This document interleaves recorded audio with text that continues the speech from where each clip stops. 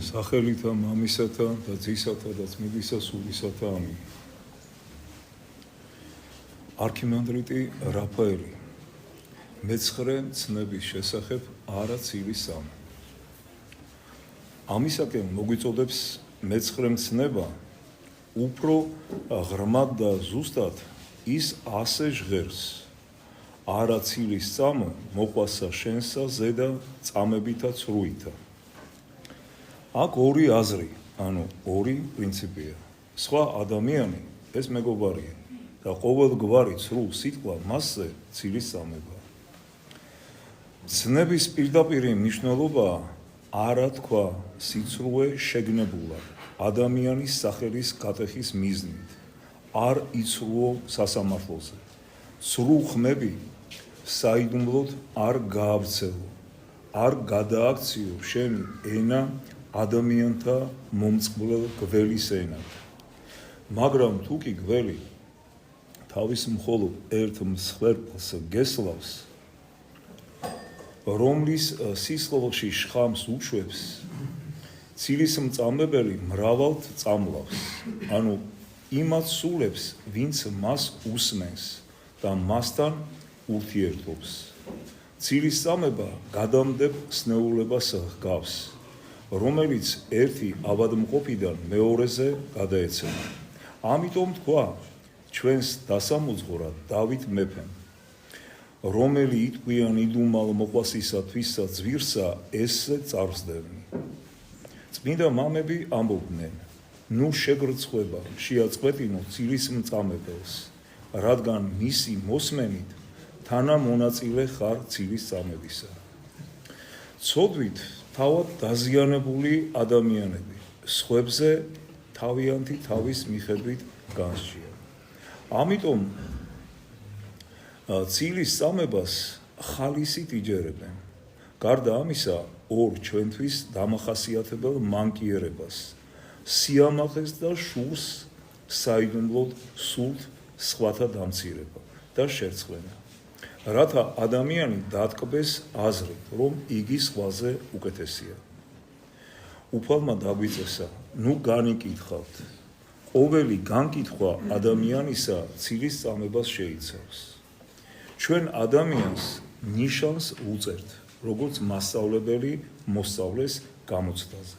მოსამართლებივით განაჩენი გამოგვაქვს მისთვის, როგორც ბოროტ მოქმედისათვის. ისევ საუბრობთ მასზე, ვითომ და მისი სულის საიდუმლოს ვხედავდეთ, ან მთელი მისი ცხოვრება ჩვენს წინ იყოს გადაშლილი.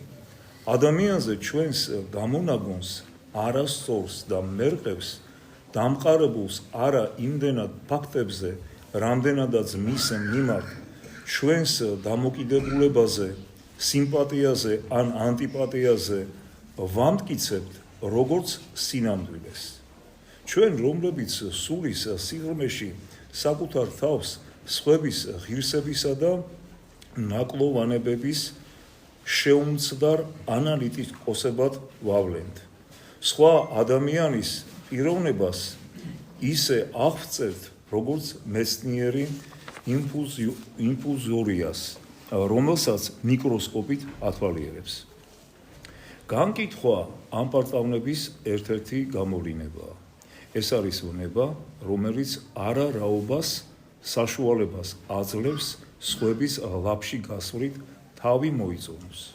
ხშირად ადამიანები თავს სწორედ განკითხვისათვის იყრიან. როგორ გამოუცოცხლდებათ ხოლმე სახეები, თვალები როგორი ახტაცებით უელავთ, როცა სხვების სისუსტეებზე და მანკიერებებზე საუბრობენ. როგორი ზეიმით მოაქვთ სიახლეები თავიანთ მეზობლებზე, როგორც ნადავლი საერთო სუფრაზე. თითქმის ყოველთვის სხვების გამკითხავები და ცილის მწამებლები თავს იმით იმართლებდნენ, რომ სიმართლისათვის იბრძვიან. სინამდვილეში კი ეს არა მანკიერების განკითხვა, არამედ თვით მოსამართლე ცილის მწამებლის პათოლოგიური შინაგანი სიბილძეა. ასეთები ხორციან დახელზე მცოცავ ბუზებს ან ლეშის მჭამელ მატლებს გვანან. ჩვენი საქმეა მცნებების შესრულება და არა განკითხვა. განკითხულნი თავად ვართ საკუთარი ცოდვებით და შეწყალებას საჭიროებთ. ამიტომ როცა სხვებს განვიკითხავთ, იმით როგორღაც სასჯელს ვითხოვთ ღმერთისაგან ჩვენი ცოდვების გამო, რომელთა მსგავს ცოდვებზეც ვლაპარაკობთ. ბრძენთა ბრძენი სოლომონი წერს: მრავალ სიტყვეობისას ცოდვას ვერ ასწდებიო. ამიტომ წმინდა მამები თითოეულ თავიანთ სიტყვას როგორც სასწორზე ისე წონიდნენ. სულიერი თვალსაზრისით ცილისწამება ეს მკვლელობა და ქურდობაა. მკვლელობა ადამიანის კეთილი სახელისა და ქურდობა მისი ღირსებისა. ცილისწამებით მას მოყვასიდან უცხოდ ვაქცევთ. ჩვენს თავს მისი სიყვარულის საშუალებას ვტაცებთ. იმას, რაც ქრისტემ დაგვიწესა და მისტიკური მნიშვნელობით ძმათა კლას ჩავდივართ. ადამიანის სული, როგორც ჩვენი, ასევე სხვისიც საიდუმლოა. შეგვიძლია განა ადამიანის გული ვიცოდეთ, მისი სწრაფვანი დავინახოთ, მისი ბრძოლა ვნებებთან, მის მიერ გაკეთებული კეთილი საქმეები, გარემო, რომელშიც ის იმყოფება, დემონური ძალა, რომელიც მასზე მოქმედებს და ებრძვის. რა თქმა უნდა, არა. ადამიანზე ჩვენი სამჟავრო ცილისწამებისაგან თავის უფალი არასდროს იქნება. ამიტომ წმინდა მამები გვასწავლიდნენ: ყური მიუგდე საკუთარ თავს, განიკითხე საკუთარი თავი, ამხილე საკუთარი თავი. შენი სული ეკვლითა და ძეძვით დაფარული მინდორია, რომელზედაც მთელი სიცოცხლის განმავლობაში შრომა საჭირო. წმინდა მამები ამბობდნენ: კაცი რომ მიმხვდარიყო, თუ რას ნიშნავს, სიტყვათა შენთაგან განმართლდე და სიტყვათა შენთაგან დაისაჯო, მდუმარებას ირჩევდა. ცილის მწამებელს ზიანი მოაქვს სულმცირე სამი ადამიანისათვის მაინც. პირველ რიგში საკუთარი თავისათვის. რამე თუ ცილის წამების ჭუჭყი ვიდრე ის სიტყვაში განხორციელდებოდეს, მის გულს გაივლის.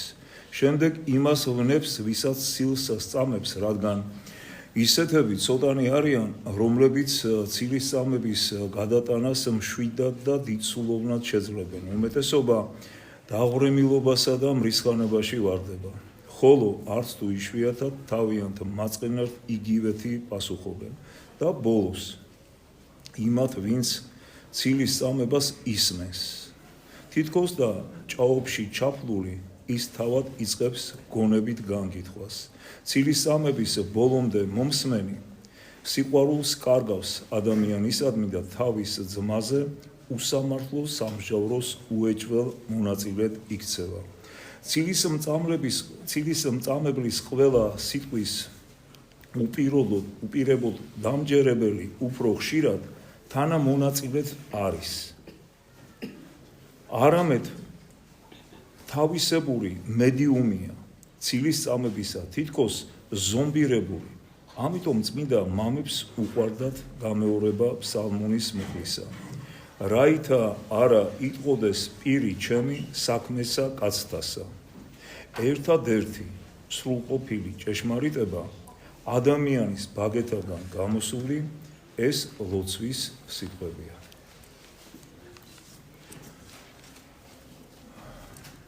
მე მინდა ორიოდე სიტყვით შევეხო ერთ ამბავს, რომელიც უცოტა ხნის წინ მოხდა. მე მოვისმინე ქადაგება ამონარიდები უფრო სწორად ქადაგებიდან დეკანოს არჩილ მინდიაშვილის. ახლობით 10 წუთი გრძელდებოდა ეს ამონარიდი და არ შევეხობოდი ამ ამბავს, რადგანაც ცილისწამება და სიცრუე იმდენი მომისმენია ჩემი ცხოვრების მანძილზე, რომ ამას ყურადღებას მე აღარ ვაცე.